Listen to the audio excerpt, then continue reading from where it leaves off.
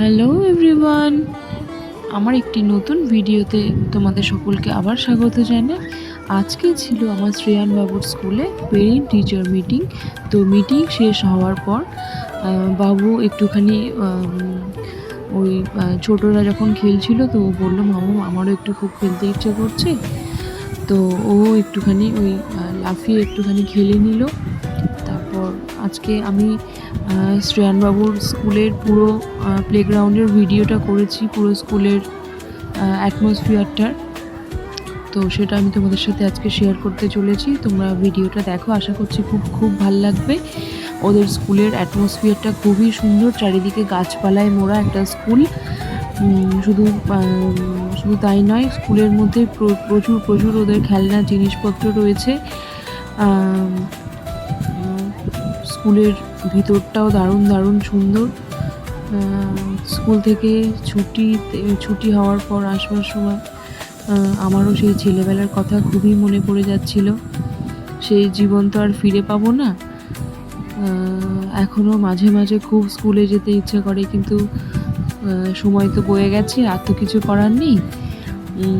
তবুও সেই ছেলেবেলাটা মাঝে মাঝে যেন একবার উঁকি দেয়, যে মানে ছেলেবেলা যেন বলে, কিরে বড় হতে চেয়েছিলি না, এবার দেখ কেমন লাগে।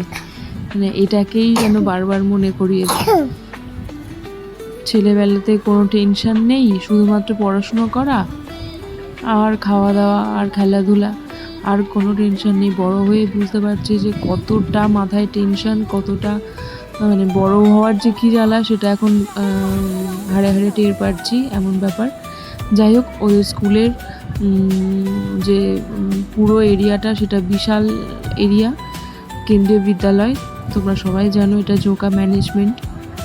তো এটা হচ্ছে ওদের মেন এন্ট্রান্সের যে গেটটা রয়েছে সেখানটাতে এই যে একটা এত সুন্দর মা সরস্বতীর মূর্তি, আমার এটা ভীষণ ভালো লাগে। আমি যখনই যাই একবার করে দেখে আসি এই মায়ের মূর্তিটাকে, আমার খুব পছন্দের এই মূর্তি। যাই হোক, তারপর এই যে পুরো স্কুলটা আমি একবার ঘুরিয়ে দেখালাম তোমাদের, কেমন লাগলো আমাকে অবশ্যই জানিও কমেন্টসে। তারপর প্লেগ্রাউন্ড, এই যে এখানে ওদের সকালে প্রেয়ার লাইন হয়। তারপর এখানে একটা খুব বড় স্টেজ রয়েছে, যে কোনো প্রোগ্রামে এইখানেই সমস্ত কিছু ফাংশনগুলো হয়। সব কিছু খুবই সুন্দর, ওদের স্কুলের সমস্ত কিছু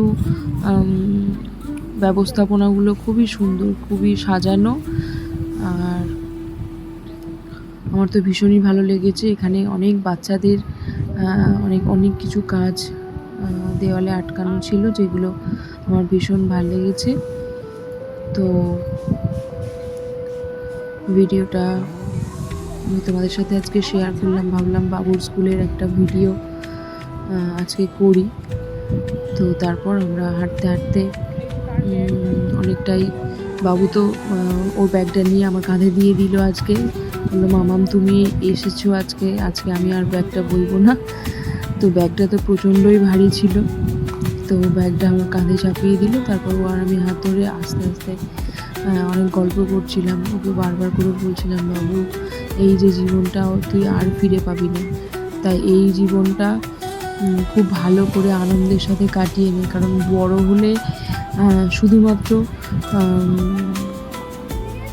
মানে এখন যেরকম কোনো প্রেশার নেই, শুধুমাত্র পড়াশুনো করা, খেলাধুলো করা, কিন্তু বড় হলে তো অনেক কিছু মাথায় এসে পড়বে, মানে মাথায় অনেক চাপ এসে পড়বে। তো সেই জন্য এখন অ্যাকচুয়ালি ছোটোবেলায় আমাদেরও মনে হতো যে কবে বড় হব, আর স্কুল ভাল লাগছে না, কিন্তু এখন বড় হয়ে বুঝতে পারি যে সেই জীবনটা কতটা ভালো ছিল।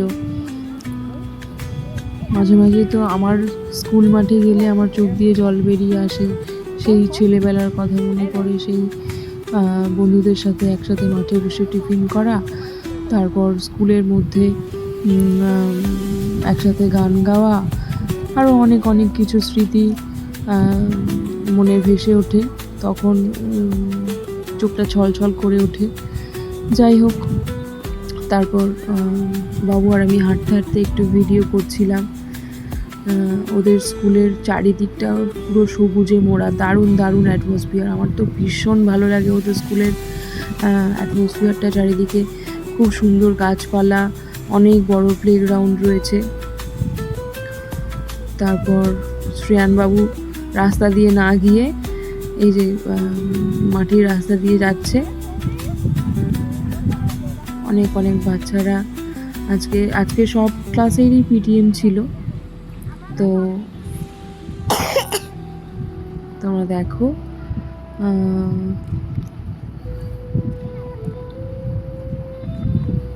অল্প অল্প করে ক্লিকগুলো নিয়েছি। ওদের স্কুল থেকে অনেকটাই মেন রোডে আসা পর্যন্ত অনেকটাই হাঁটতে হয়। তারপর একটা দিদিভাইকে আমি বলেছিলাম যে আমি একটুখানি আমার ভিডিওটা একটু শর্ট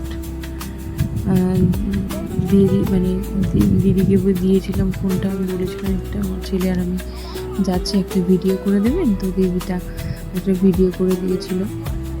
তো তারপর অনেকক্ষণ হাঁটবার পর এই যে যে ওর বাবুর স্কুলের যে স্টুডেন্টরা ছিল, অনেকগুলো মেয়ে একসাথে সুন্দর ওরা হাত ধরে যাচ্ছিল। এটা দেখে আমার খুব মনে পড়ছিল যে আমরাও এইভাবে স্কুল থেকে বাড়ি যেতাম। আমার অনেক বান্ধবীরা এরকম রাস্তায়। তারপর আমার রথের কাছে পৌঁছে গেলাম।